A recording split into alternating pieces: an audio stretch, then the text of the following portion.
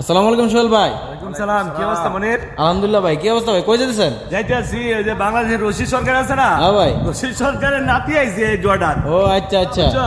এখন আইছি হ্যাঁ গান শোনা লাগে, কেমন গান গায় একটু শুনতে আইছি। আচ্ছা।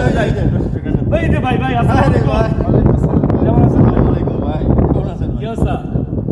আপনি কি রশিদ সরকারের নাতি? ভাই অনেক দূর থেকে আমি আইছি আপনার গান শোনা লাগিয়া। আজকে একটা কোয়েল একটা একটা দুমদার একটা বাইরে গান শুনছি আমি রশিদ সরকারের নাতি। আরে ভাই একটা গান ভাই একটা গান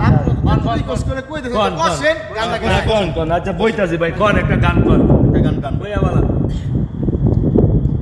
কেন হলো দেখা রে তোমারে দেখলাম, কেন হলো দেখা রে তোমারে দেখলাম, যারে আমি একেবারে হারাইলাম এই জীবনে তোমারই শোনে, যারে একেবারে হারাইলাম।